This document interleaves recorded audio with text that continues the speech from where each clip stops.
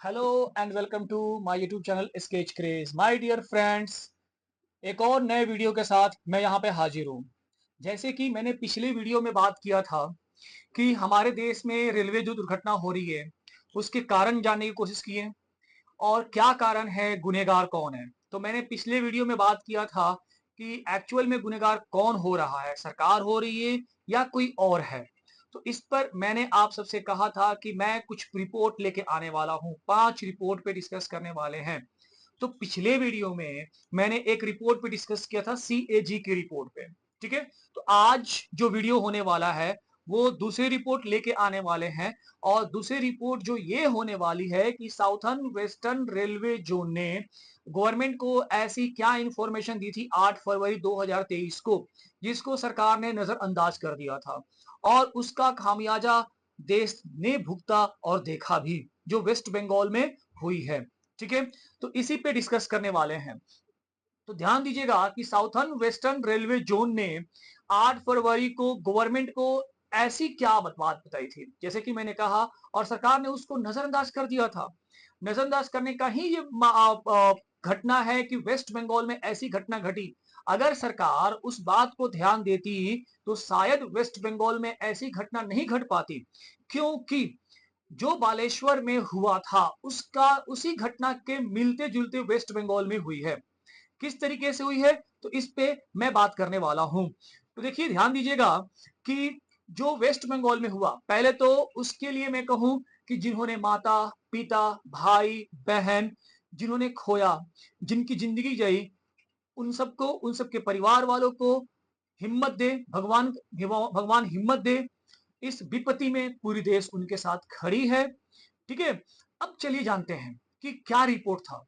Report ये था कि साउथर्न वेस्टर्न रेलवे जोन ने अपने रिपोर्ट में ये कहता है कि जो भी घटना हो रही है, ऐसी जो घटनाएं घट रही है, उसके मुख्य कारण ये थे कि इंटर सिग्नल सिस्टम पूरी तरीके से खराब है।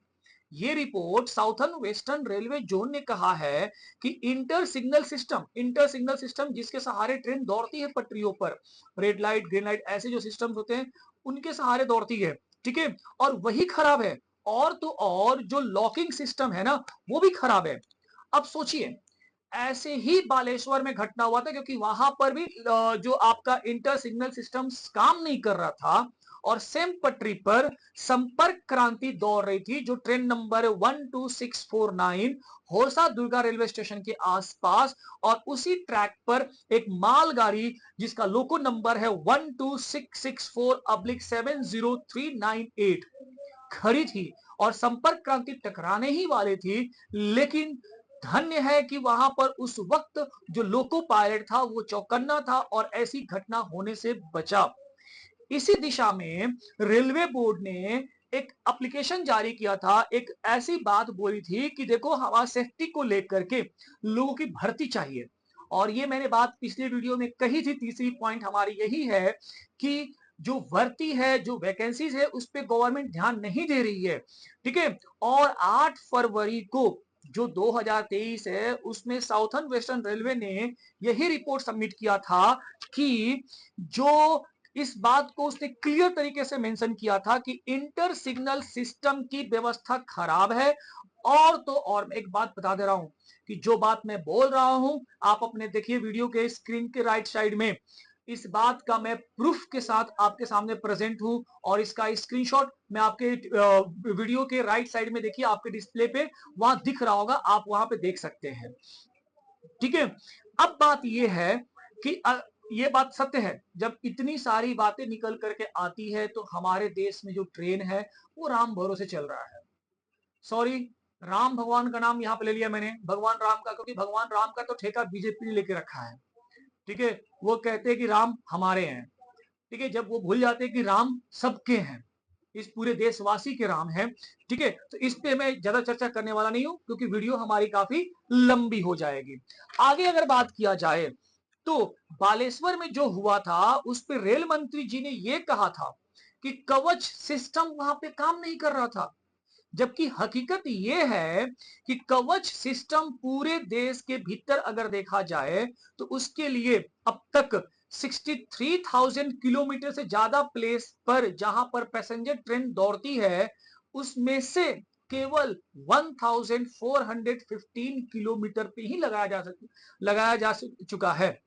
मतलब ये कहे कि अभी तक इतने 63,000 किलोमीटर पे कवच नहीं लगा है, केवल लगा है तो 1415 किलोमीटर पर, 1415 किलोमीटर पर। जबकि अगर पूरे देश में कवच सिस्टम को लगाया जाए तो इस पर गवर्नमेंट की केवल 30,000 करोड़ ही खर्च हो सकते हैं। लगभग एक मैं आइडिया दे रहा हूं कि 30,000 करोड़ ही खर्च होगा। तब भी इसके बावजूद सरकार इस पे काम जोरों शोर से नहीं कर रही है। तो ये भी सोचने वाली बात है कि जिम्मेदार कौन है। अगर आपका कवच सिस्टम सक्सेसफुल है तो फिर आप लगा दीजिए, ऐसी घटनाएं नहीं घटेंगी। ठीक है, तो ये बात है जो साउथर्न वेस्टर्न रेलवे जोन ने गवर्नमेंट को 8 फरवरी 2023 को एक रिपोर्ट सबमिट किया था। तो देखिए इस रिपोर्ट से क्लियर निकल के आ रही है कि हमारी सिस्टम, हमारी सरकार लापरवाही है, क्योंकि ऐसी घटना होते होते रह चुकी। और वैसी ही घटना वेस्ट बंगाल में होती है जहां पर दो ट्रेन आपस में टकराती है, एक एक्सप्रेस और एक मालगाड़ी। तो सोचने वाली बात है कि एक घटना जो घटी नहीं और उसको लेकर के दोबारा वैसी ही घटना घटती है कुछ सालों, कुछ दिनों, कुछ महीनों या कुछ सालों के बाद, तो जिम्मेदार कौन है। इस पे सरकार को तो जागरूक होना चाहिए था। जब पहली बार ही ऐसी घटना नहीं हुई, उसको लेकर के सरकार को एक ठोस कदम उठाना चाहिए था। ये जिम्मेदारी किसकी है, सरकार की है ना। तो यहां पर इससे क्लियर हो रहा है कि गुनहगार कौन है। तो बस जो रेल मंत्री जी ने जवाब पूछा था, उन्होंने बताया था कि गुनहगारों को ढूंढा जाएगा। तो मेरा सवाल रेल मंत्री जी से है कि फिर बताइए यहां पर गुनहगार कौन है। आप एक समझदार व्यक्ति हैं, सज्जन व्यक्ति हैं, तो बताइए कि गुनहगार कौन है। देश जानना चाहता है। मेरे सवालों का प्लीज आप जवाब दीजिए। तो माय डियर फ्रेंड्स, ये रही दूसरी पॉइंट। अगले वीडियो में हम सब मिलेंगे तो ये डिस्कस करने वाले हैं कि पार्लियामेंट्री कमेटी का रिपोर्ट क्या था, उसमें क्या ऐसा बात कही गई थी जिसको सरकार ना माना और अपनी मनमानी की। तो जुड़े रहिए मेरे साथ, मेरे चैनल स्केच क्रेज पर। माय डियर फ्रेंड्स, एक बात और बोलूंगा कि इतनी सारी बातें और इतने कंटेंट या आपको बातें शेयर करने के लिए मेहनत लगता है, तो प्लीज चैनल को सब्सक्राइब करें, वीडियो को लाइक करें और शेयर करना ना भूलें। अगर आपके कुछ मन के सवाल हैं तो कमेंट बॉक्स में प्लीज अपना सवाल जरूर दें, उसके जवाब मिलेंगे। धन्यवाद। जय हिंद, जय भारत।